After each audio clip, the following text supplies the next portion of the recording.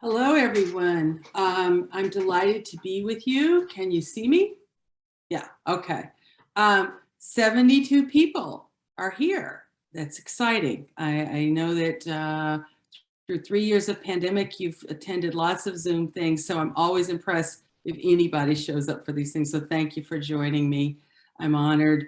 I appreciate DHCD and the Equal Rights Center, and I'm honored to speak to you. Now, I'm going to tell you in advance, I am in day 12 of getting over COVID. I'm low energy.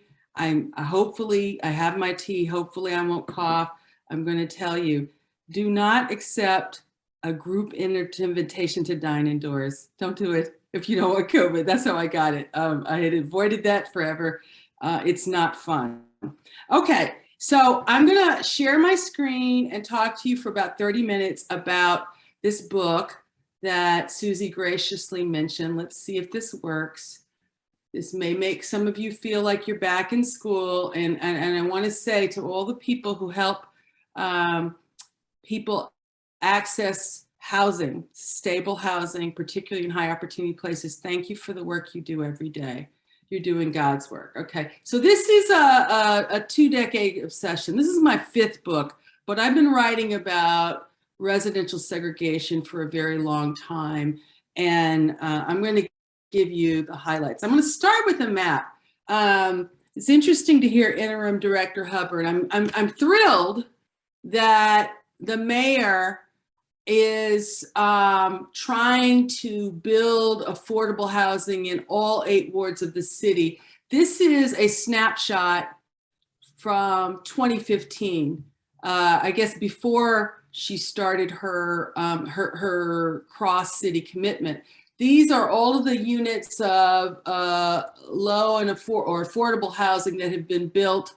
Blue is new construction. Yellow is preservation as a result of DC's inclusionary zoning ordinance. And as you can see, virtually none was being at that time built west of the park. I hope that by 2025, the goal that Interim Director Hubbard mentioned, that this map will look very different. But I start with this to say, it's not accidental that low-income housing is concentrated, is not being created west of the park, and is concentrated heavily in other wards, particularly wards 7 and 8. There's a history of intention there. I'm going to just quickly show you some more maps about DC. I'm sure all of you have heard about redlining.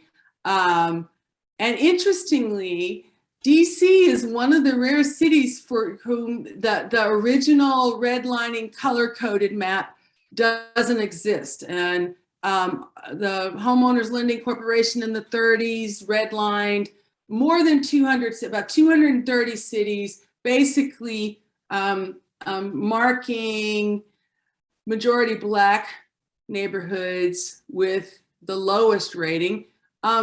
But DC doesn't have that color-coded map. It's an accident of history, and they don't know whether it's because it wasn't redlined in the same way or whether the map just disappeared. But this map, where is a FHA done map, and I got this, by the way, from the DC Policy Center's Mapping Segregation website, which is a quick walk through DC's construction of segregation.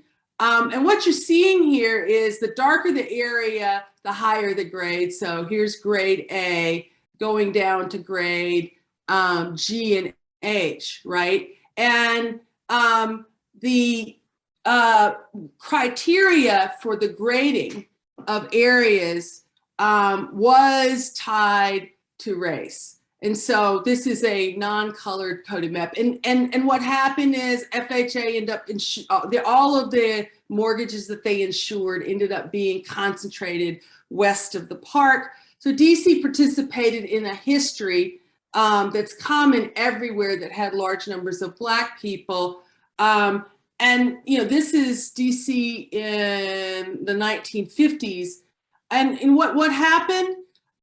White space got intentionally constructed by racially restrictive covenants, and frankly, tearing down Black enclave communities. There were Black neighborhoods, pockets of Blackness in North DC, and they got torn down, Black people displaced, and restrictive covenants, new housing built for whites was restricted to whites. And so this happens with intention. The pattern of having Blackness put elsewhere, and then the habits of disinvesting in Black neighborhoods. And so I just wanted you to see that it was constructed. It didn't happen accidentally. And this is a story I tell throughout the book. I usually start these presentations with this map. Why? Because everybody is familiar with poor George Floyd's slow assassination. This is Minneapolis. The Black Star is the intersection where he was killed. He was killed in the Powderhorn neighborhood, which is sort of a bohemian gentrifying neighborhood due south of the Blackest and poorest neighborhoods on the south side of Minneapolis. And what are you seeing here? One green dot represents 100 Black people. And on the right, one red dot represents 10 poor people.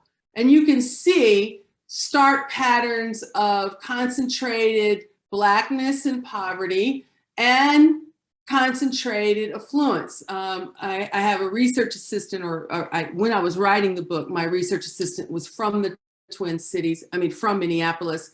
And he told me that he grew up in the Southwest quadrant, which is, I would say, roughly the equivalent to west of the Park in DC. And he said, there you rarely saw police, and if you did see them, they were just directing traffic. But as a young adult, he lived and rented in Powderhorn, and he said there the police acted like hunters.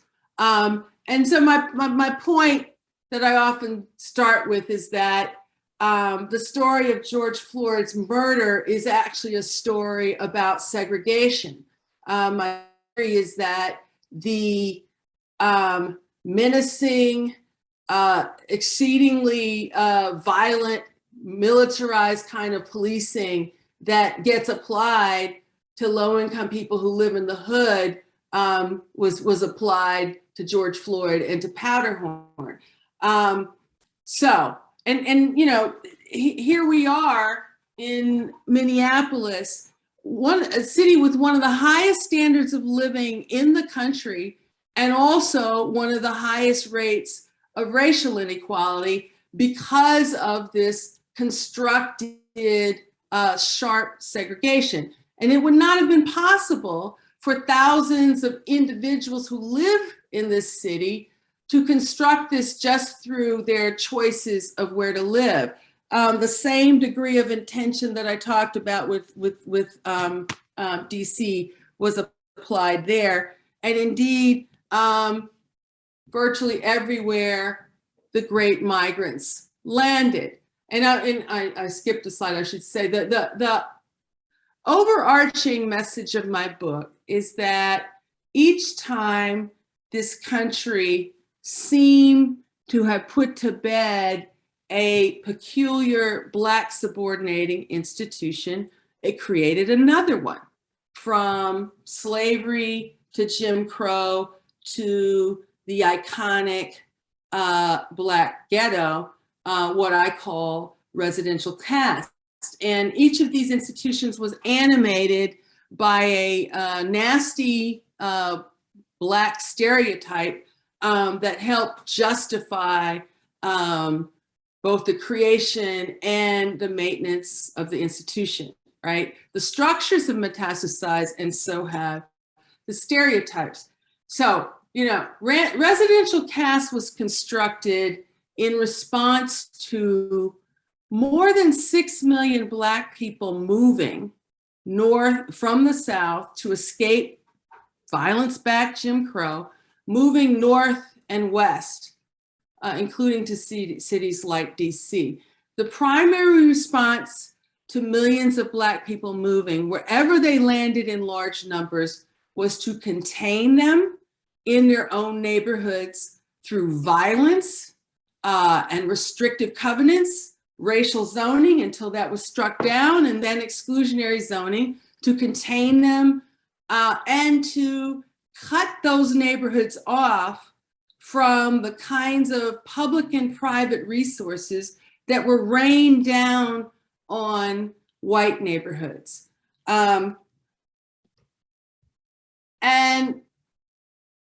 a series of public policies, so everybody's, I'm sure so many people are familiar with redlining. If I was in front of you giving this lecture, I would ask you to raise your hand. How many people have heard of redlining? Lots of people have heard about or read Richard Rothstein's book, The Color of Law, right? But the government after that piles on. So they cut Black Americans out of the largest wealth building subsidy this country created, the federally insured 30-year mortgage. But then they pile on with a series of policies.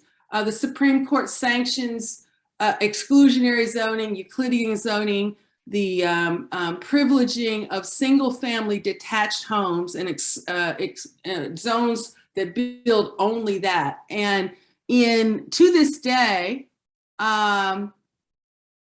it is illegal to build anything other than a single-family detached home in as much as 75% of the land in major cities. In the LA County, it's 78%, right? And this defensive exclusionary zoning, sanctioned in 1926 by the Supreme Court, a lot of it was born of anti-Blackness. It was a suburb of Cleveland, right? And they're trying to avoid Black people from the city coming to their suburb, right? And then we get urban renewal, discriminatory public housing, highway construction running through Black neighborhoods, cumulative blunt force trauma visited on the Black neighborhoods that Black Americans were consigned to. And I'll say just very quickly for possibly law nerds or lawyers who are listening to me, law had a particular role in this construction. There would be a very nasty anti-Black stereotype that would be part of the politics of justifying a particular law. And the law would get adopted. And then people who'd benefit from the policy, Euclidean zoning, for example, urban renewal, for example, which was basically the cleansing of downtown areas of Black people who lived inconveniently in the downtown centers. The people who would benefit from these policies would then begin to participate in the othering and the stereotyping to justify the policies and the continuance of them. And we have sort of like a vicious, uninterrupted circle of decades of anti-Black policies that harm and that reify the original decision to construct ghettos and contain poor Black people there. All right, well, the first chapter of my book, I use Baltimore as a case study, and I do have the historic redlining map of Baltimore here. Why Baltimore? Why did I focus on Baltimore, not DC where I live? In part because Baltimore had the largest free Black population of any Southern city. It's the upper South, but it's still the South. Any Southern city in the antebellum era. In fact, there were so many free people, Black people walking around Baltimore.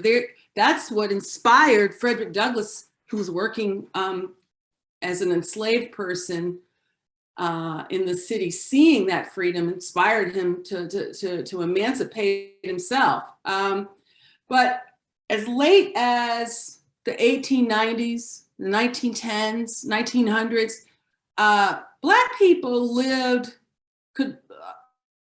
they were scattered throughout the city. They could live in any house they could afford to buy. And Black people could go into the stores, try on the clothes. There was no system of Jim Crow caste or residential caste. It's only in 1910 when a relatively affluent man bought a house on a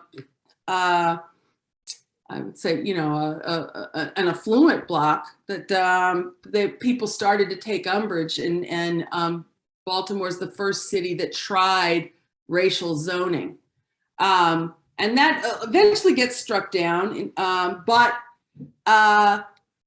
they follow on with racially restrictive covenants, which I've talked about.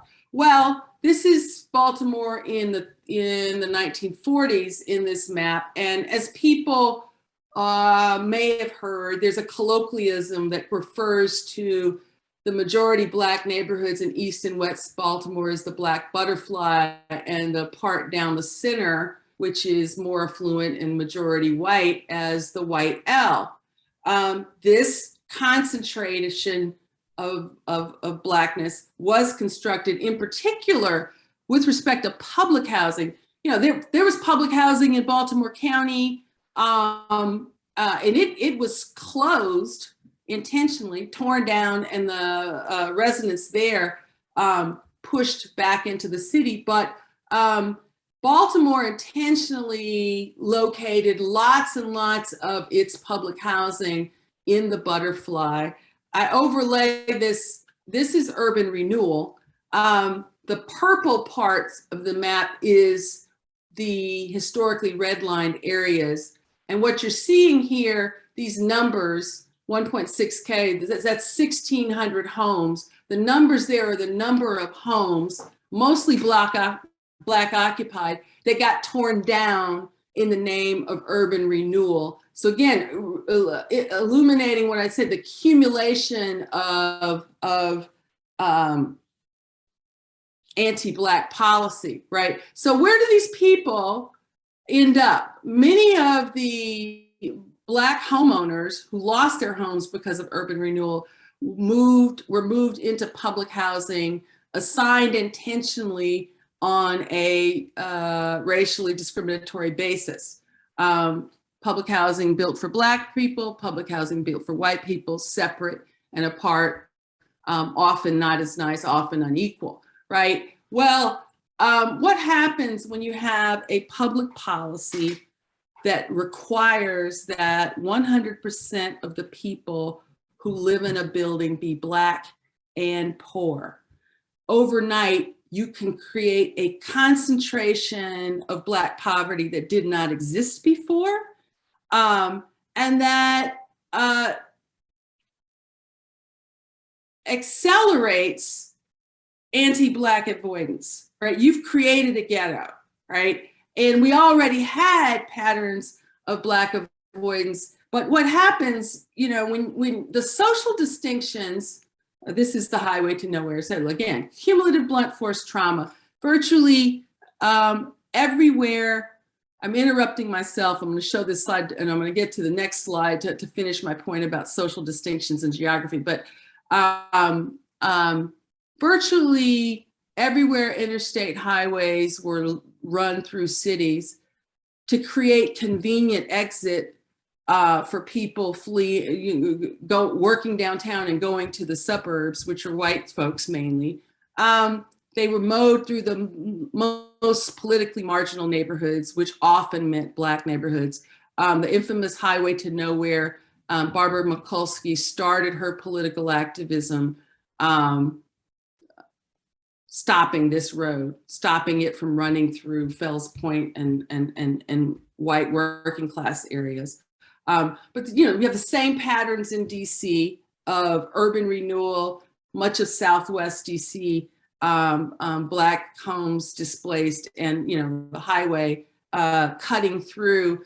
Highways intentionally were laid in many, many places to create a physical barrier between the Black and white side of town, again, entrenching physically separation of Black people from everybody else. And the point I was making is the social distinctions that come naturally to people become much more efficient when you overlay geography, right? So all of these policies cumulatively created hyper-segregated cities. Baltimore, still hyper-segregated, is one of them. But by the mid 20th century, there was more than 50 cities that were hyper-segregated. And Black American descendants of slavery, are the only racial group that was subjected to hypersegregation. And it's a degree of isolation that's very apparent in this map. This is a pointillist map. One dot is one person. So here the Black butterfly is rendered in green, and then you see the white L is rendered in red and in blue, with quite a bit of Asian presence, right? Well, so, the social distinctions it's much easier to other someone when you can point to those people who live over there, right? I cite a Fed study in the book, which was done in about 2018, something like that. And the Feds found that the decision of the federal government in the 30s to mark majority Black neighborhoods with a D, the lowest grade, explicitly calling them hazardous, correlated 8 decades later with present segregation, disinvestment, and decline. And this gets to my next point. So we get social distinctions and othering.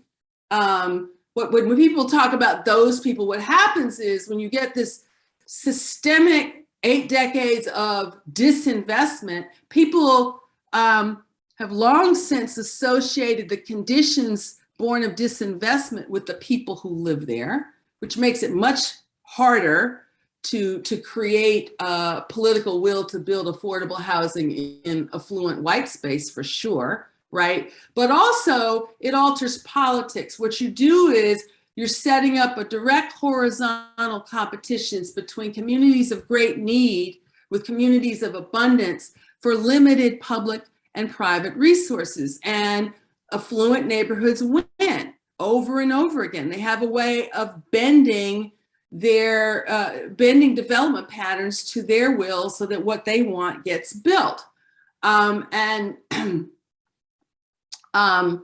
Researchers who were driving home this point, even in a Black-led city, which has had a string of Black mayors and still has majority Black representation on the city council, they found to their horror when they looked at the numbers that the city and its capital investment expenditures was spending 4 times as much in majority white areas as in Black ones, right? That's opportunity hoarding.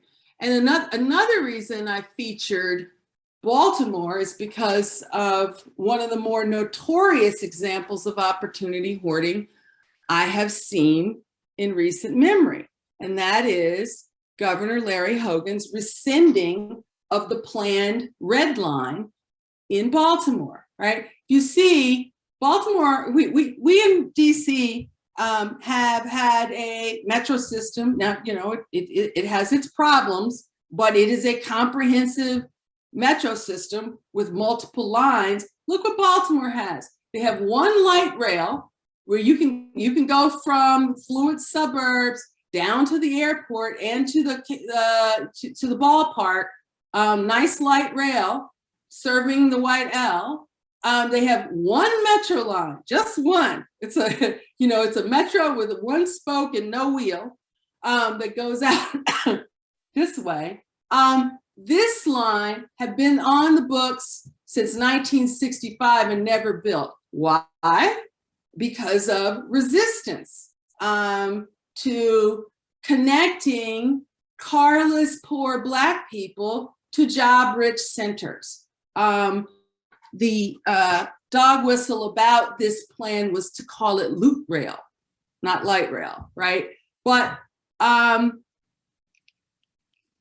so it's been in the planning forever and resisted forever, but finally the light rail was going to get built. It was going to connect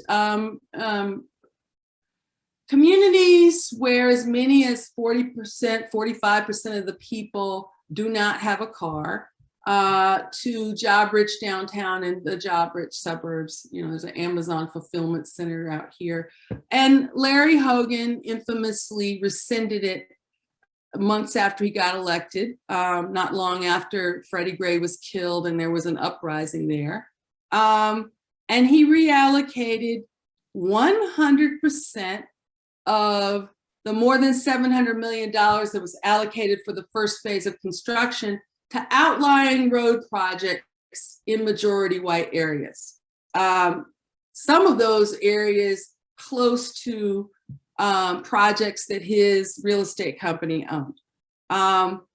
That's opportunity hoarding, right? So he called this a wasteful boondoggle, but allowed the purple line to go forward, which is serving two relatively affluent counties, suburban counties, including one of them, Montgomery County, that has a very lightly used inter-county connector that cost the citizens $2 billion, right?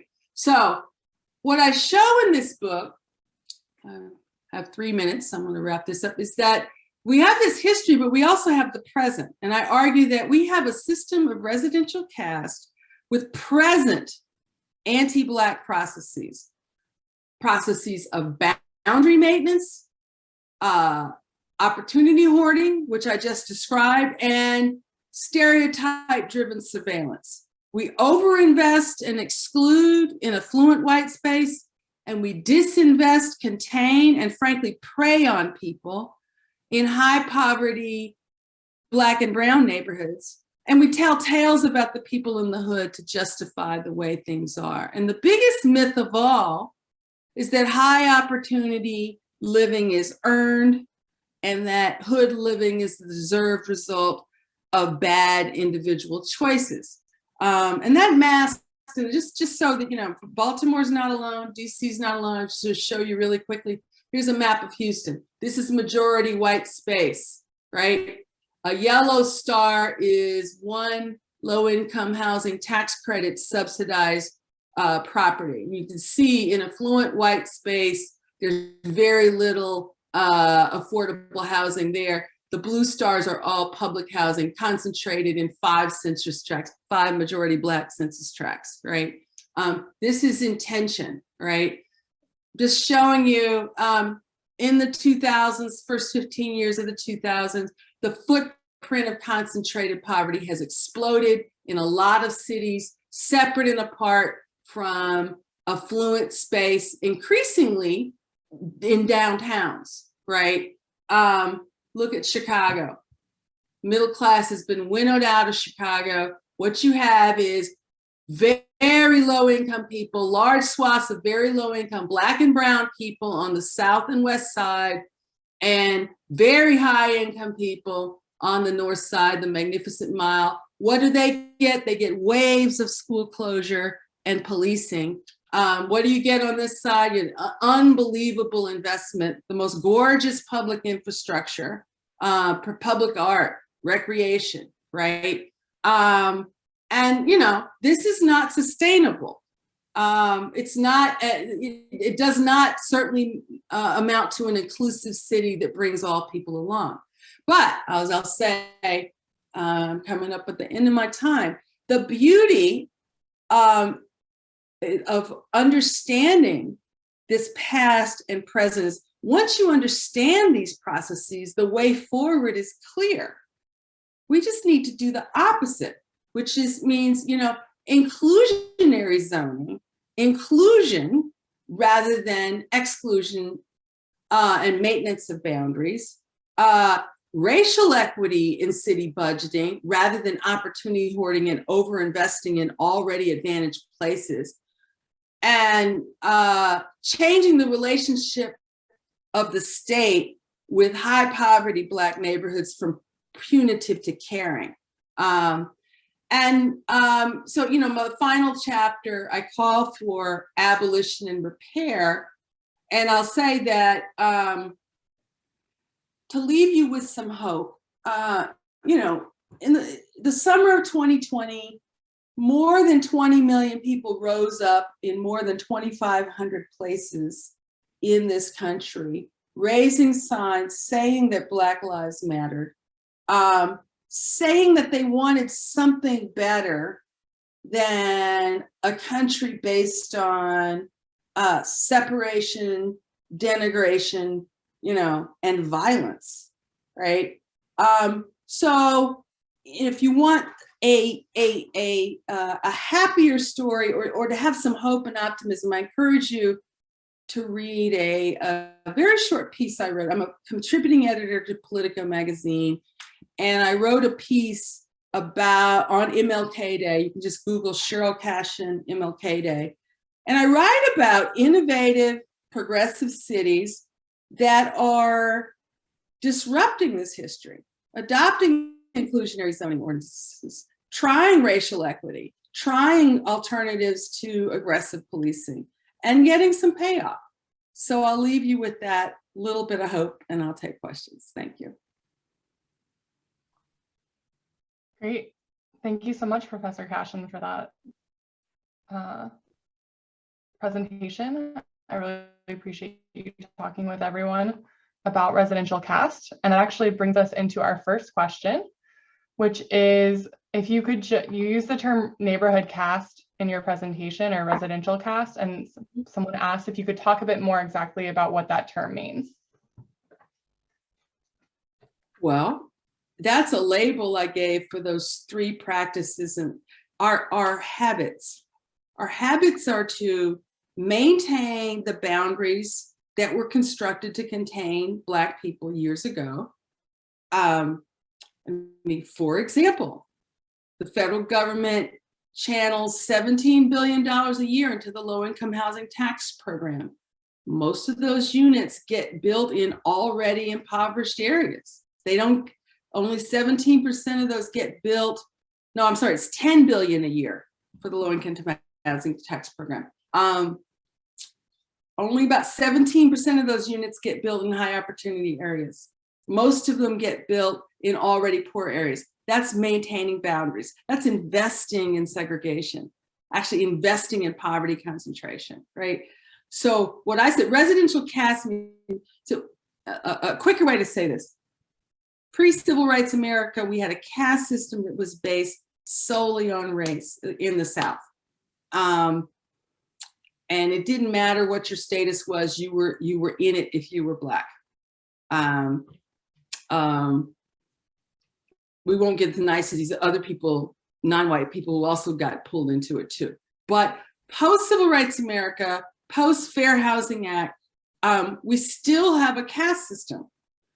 And it's at the intersection of where you live, your economic status, and your race. And here's the point. If you lost the neighborhood lottery and are consigned to a high poverty Black or brown neighborhood, you're in a system that's designed for you to fail. It's like riding the down escalator, right? On every dimension, right? Your kids will be assigned to schools with the least experienced teachers, not enough resources for concentrated need. But at the other end, if you can buy your way into the affluent poverty-free space, everything is designed for you to succeed. It's like riding the up escalator, right? And your neighborhood schools will have the most experienced teachers and the most resources, right? That is a caste system. And we other the people who are trapped and basically participate in a rhetoric that suggests they're not worthy of living near me. That's a caste system. There's very little social mobility for poor children in high poverty neighborhoods. We keep them down. Thank you for sharing that. The next question we have is, if audience members could take one step to promote fair housing, what would you recommend? And if you'd like to give more than one step, we would encourage and welcome that as well. Well, I tell all my audiences to make it your business to know which organizations in your communities are doing the best work in building multiracial power for saner policies, right? My understanding is the Washington Interfaith Network was really a big force behind the adoption of DC's inclusionary zoning ordinance. But you see the map, part of the reason I showed it is, there's some holes in that ordinance, right? So, I mean, I'm not an expert on fair housing development. I'm more at the, 10,000 feet envisioning, but you need mandatory inclusionary zoning. You need investment in affordable housing. You need to always, Mayor Bowser says great things. I haven't decided yet whether I'm going to vote for her or Robert White, right? She says great things and I like her, but you need a coalition that holds her accountable, right? That's what politics is. The squeaky wheel wins, right? So be part of the coalition that shows up at council meetings and says, yes, we need affordable housing west of the park. You're not doing it enough. You're not doing it fast enough. Yes, we need to allocate more to the, there it goes, the Affordable Housing Trust Fund or whatever the policy is. In Houston, that map, I forgot to point out, there was one proposed new mixed income development that was going to be out by the Galleria in High Cotton. And all the NIMBYs showed up and it got canceled, right? There was no multiracial coalition saying, I'm standing here saying, I support this policy. I support this kind of inclusive living. We need more of it. Great, thank you. I know you mentioned you're kind of up at the high policy level. So next question, let me know your thoughts. Someone asked, how much of the support for single family zoning today do you think is due to racism? Or how much is due to discrimination based on class, such as folks not wanting to have poor neighbors? Not sure if this is too in the well, I have one study that I cite in the book, which found that the more segregated places, some places are better than others, right? But the more segregated places tend to have quite a bit of exclusionary zoning and register high levels of anti-Black prejudice, right? That's just one study, right? I think it's complicated. You can't, it's probably some of both. Every individual may have different things, but when people buy their house, that's usually their largest investment. So property owners tend to want to protect their investment, right?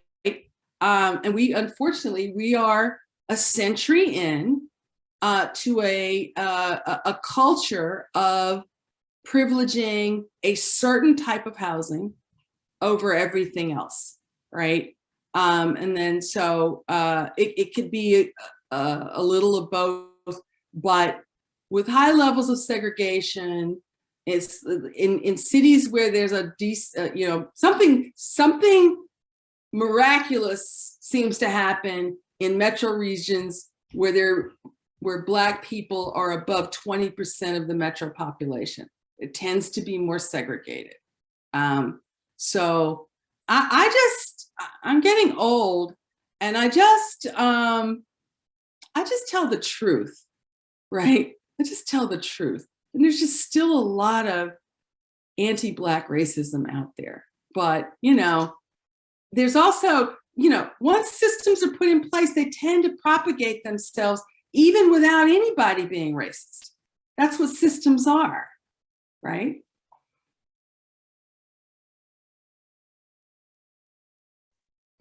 Sorry, gotta keep my eye on the mute button. Thank you. related to that, someone asked a question related to gentrification in DC. And this is actually a bit over my head, but they're curious specifically around the implication of the SCOTUS, the Supreme Court ruling of Berman v. Parker, and how it has impacted local communities. So that's a law nerd question. I used to teach local government law, so I know the answer, right? So Berman versus Parker did come out of Southwest DC. And in that case, the Supreme Court said that it was fine for a city to pursue its vision of beauty to eliminate blight, okay? So the city fathers, who were white, they didn't see the black occupied homes in Southwest DC as beautiful. They wanted something else, and they tore them down. But the city said, it's fine for a political majority in a city to pursue its vision of beauty, and then that survived a highly deferential reasonableness test.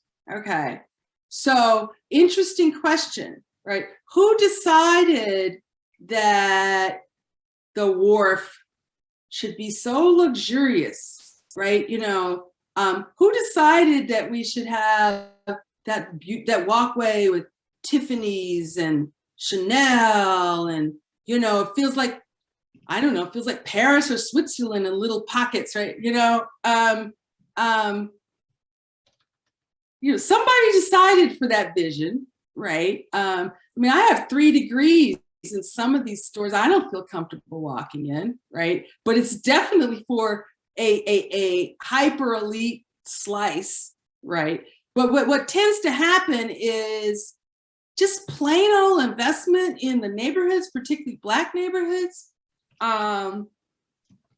Majority doesn't think about that as beautiful, right?